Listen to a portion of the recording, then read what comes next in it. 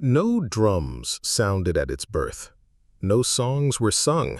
Only the steady tap of tools on stone, the breath of workers in the thin air, the slow rise of walls that would outlive kings.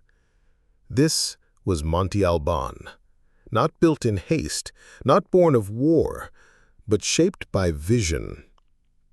The people who raised it left no written histories. No emperors named themselves in stone, yet they built an empire. Not with conquest, but with order, not with fire, but with thought. They were the Zapotec, and their story has waited centuries to be told. Long before the Aztecs claimed the highlands, before the Maya filled their books with stars and gods, a quiet power rose in the valley of Oaxaca. It did not roar, it did not burn villages, it did not leave behind tales of blood and glory. Instead, it laid stones in straight lines, it measured time, it built a city where none had stood. This was the Zapotec civilization, not an empire in the way most think of empires, but a network of influence, a center of knowledge, a place where people came to live under shared rules and beliefs. Their heart was Monte Albán, and though few today know their name, their work still stands. The story begins in the misty highlands of southern Mexico. The land is folded with mountains, rivers cut through deep valleys. The soil is rich, the rains come on time. Here, over 3,000 years ago, small villages grew along riverbanks. People farmed maize, beans, and squash. They lived in huts with thatched roofs.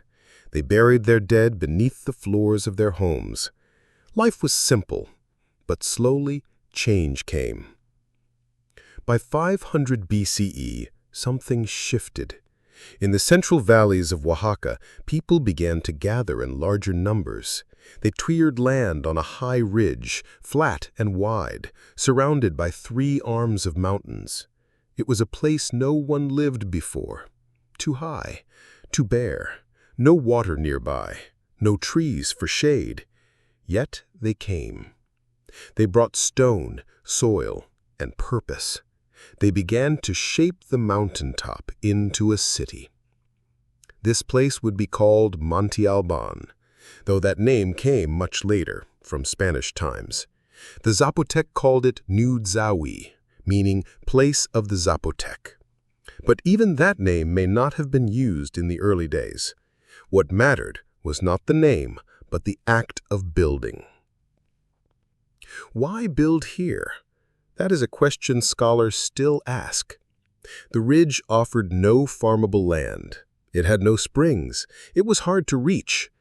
Yet it had one great advantage: view. From its height, one could see all 3 arms of the valley, the north, the south, and the east.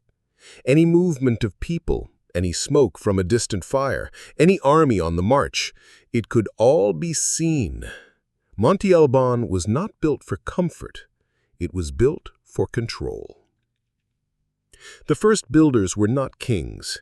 They were likely leaders from nearby villages, elders, priests, or skilled planners. They came together with a shared goal. They wanted a center, a place where people could meet, trade, worship, and settle disputes. A neutral ground, a sacred space. And so they began. They leveled the mountaintop. They moved tons of earth and rock. They built platforms, one on top of another. They carved stairs into stone. They laid out plazas, wide, open spaces paved with stone. The main plaza alone stretched over 300 meters long and 100 meters wide. It was not made for homes. It was made for gatherings, for ceremonies, for power. The work took decades. Generations lived and died while the city rose.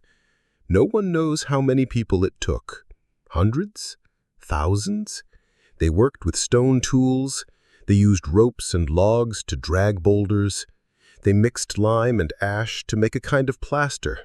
They had no wheels, no beasts of burden, yet they built with precision. By 300 BCE, Monte Albán was taking shape. The core was complete. Temples stood on raised platforms. Altars marked sacred spots. Stone slabs, carved with symbols, lined the plazas.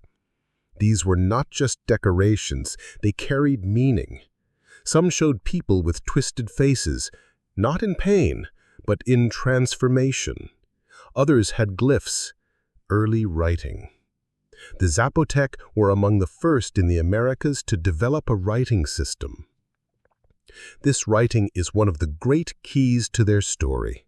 The glyphs on the stones are not fully understood, but they show names, dates, and events. Some record conquests, some mark the rise of rulers, some honor the dead. One early carving shows a figure with a headdress holding a staff. His face is calm, his body is stiff. He is not shown in battle. He is not shown giving orders. He is simply standing, present, real. This may be one of the earliest portraits of a Zapotec. Building J, to the west, is different. It is shaped like a dagger pointing south. Its walls are covered with carvings of upside-down heads. These are not random. They are names. Each head has a glyph beside it. These are likely the names of defeated towns or rulers.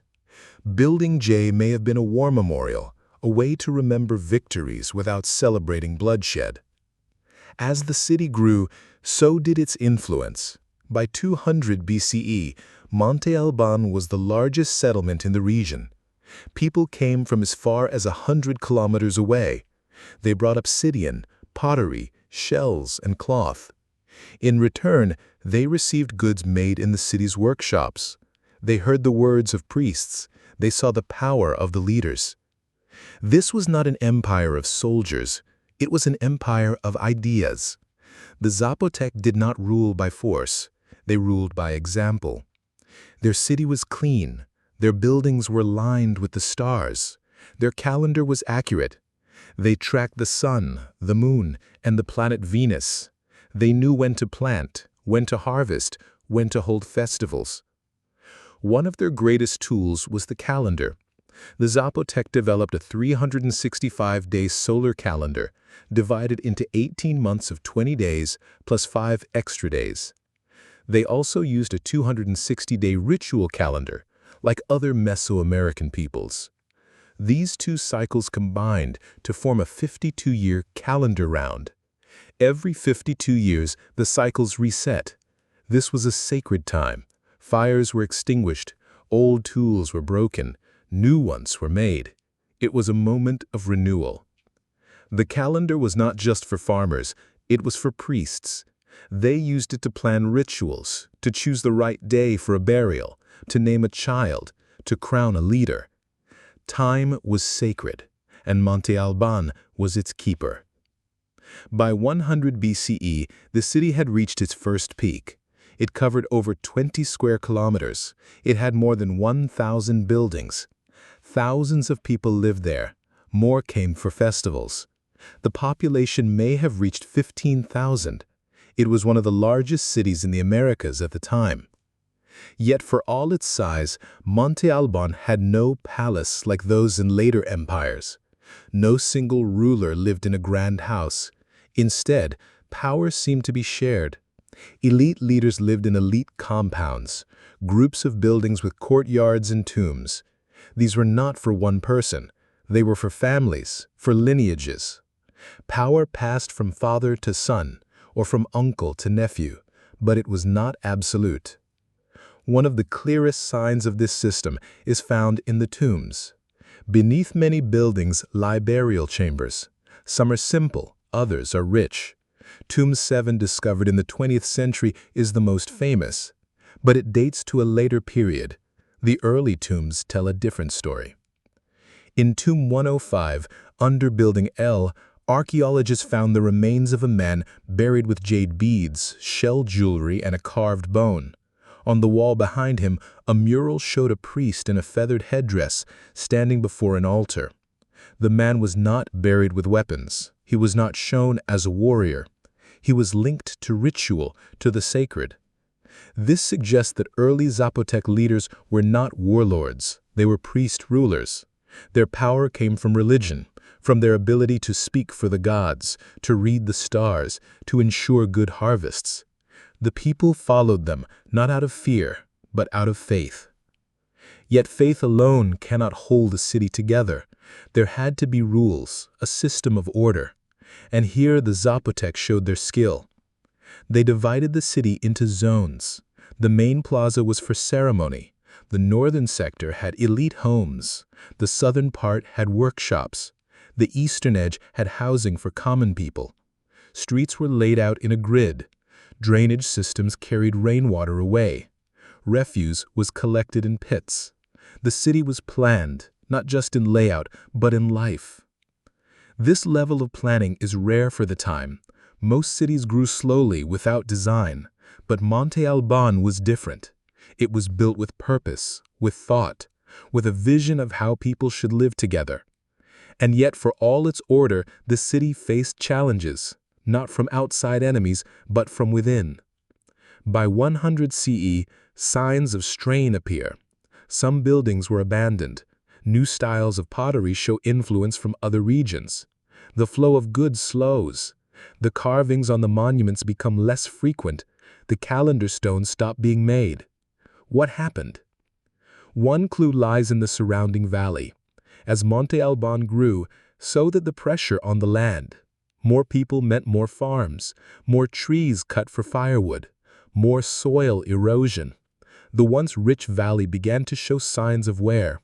The river silted up, the hillsides washed away in the rains. This may have led to food shortages, and food shortages lead to unrest. At the same time, other centers began to rise. In the eastern valley, the city of San Jose Mogote had once been powerful. It declined as Monte Albán rose, but now new towns appeared. Some may have resisted Zapotec influence. Trade routes shifted, loyalty faded. The leaders of Monte Albán responded not with war, but with change. Around 200 CE, a new phase began. The city was rebuilt, not destroyed, not abandoned, but transformed. New buildings rose, the old plazas were covered, a new pyramid, Building N, was started. It was never finished, but its design was complex. It had rooms, staircases, and hidden passages. It may have been a royal tomb, or a temple to a new god. More important was the shift in art and writing. The old glyphs which once recorded events now focused on lineage. Names of rulers were carved with care. Their parents, their children, their titles. Power was becoming more personal, more centralized. This suggests a change in leadership. The priest rulers may have given way to kings, rulers who claimed divine right, who passed power through blood. One figure appears in the carvings of this time, a man named Eight Deer, but not the famous eight-deer jaguar claw who lived centuries later. This was an earlier ruler, also named for the day sign 8 deer. He appears on a stela, standing before a temple. He wears a jaguar pelt. In his hand he holds a bundle, perhaps a sacred object. Above him, a glyph reads Cosío, the Zapotec word for lightning. He may have been linked to the storm god. This ruler did not conquer. He did not lead armies, but his image is repeated. His name appears in tombs. His symbol is carved on altars. He was remembered, honored, perhaps even worshipped after death. This marks a turning point. The Zapotec were no longer just building a city, they were building a legacy. By 400 CE, Monte Albán entered its golden age. The population grew again, the buildings were repaired, new temples rose, the workshops produced fine pottery, carved shells, and woven cloth. Trade expanded. Goods from the Gulf Coast, the Pacific, and the Central Highlands passed through the city. The main plaza was rebuilt. The old platforms were covered with new layers. The stairs were widened. The altars were polished. The city shone. But with growth came new pressures. The elite class grew. They built larger homes. They demanded more labor. They claimed more land. The gap between rich and poor widened. At the same time, signs of outside contact increased. Pottery styles from Teotihuacan, the great city in the Valley of Mexico, began to appear. Obsidian from that region flooded the markets. Teotihuacan was rising in power. It had a vast army, a strong economy, a network of allies. Did the Zapotec fear them? Did they admire them? Or did they see them as a threat? Evidence suggests close ties.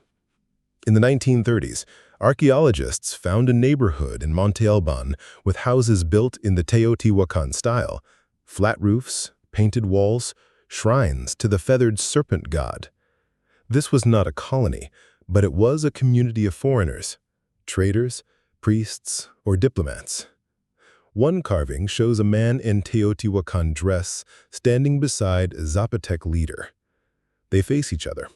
They do not fight. They do not bow. They stand as equals. This suggests alliance, not conquest. But not all contact was peaceful. In 450 CE, something changed. The foreign quarter was burned, the houses destroyed, the shrines smashed. The people were gone. Why? No one knows for sure, but the timing is key. Around this time, Teotihuacan sent armies south. They reached as far as the Maya region. They may have demanded tribute, or tried to control trade routes. Perhaps the Zapotec refused. Perhaps the foreigners in the quarter were seen as spies. Or perhaps internal unrest led to violence. Whatever the cause, the event marked a shift. Monte Albán turned inward. The city walls were strengthened. Watchtowers were built on the edges. The gates were narrowed. The era of openness was over. Yet the city did not fall. It adapted. From 500 to 700 CE, Monte Albán reached its peak. The population may have hit 25,000.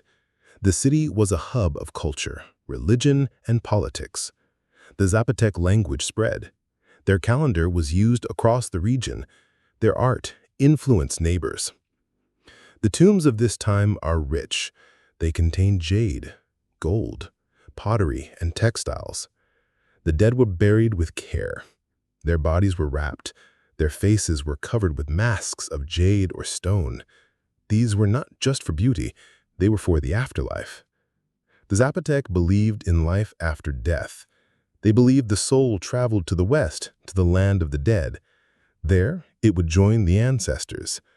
But only if the proper rites were performed, only if the body was buried with the right objects, only if the name was remembered.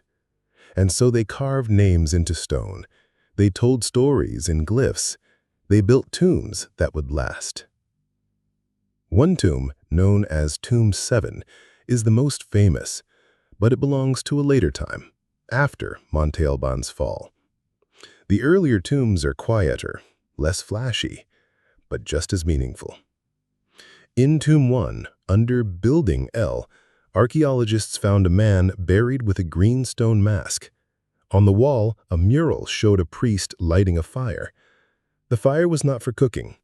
It was for ceremony, for birth, for renewal. This image speaks to the heart of Zapotec belief. Fire was life, light was truth, order was sacred. And Monte Albán was its home. But even the strongest cities face decline. Around 700 CE, signs of trouble return. The construction stops. The carvings cease. The tombs grow simpler. The population drops. Why? The causes are complex. First, the land. Years of farming had worn out the soil. The forests were gone. The rivers ran low. The rains became less predictable. Droughts began to hit the region. Second, the political climate. Other powers rose. The Mixtec to the west grew stronger. They built their own cities. They challenged Zapotec control. Trade routes shifted. Loyalty faded.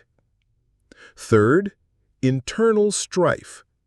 The elite may have become too powerful. The people may have rebelled.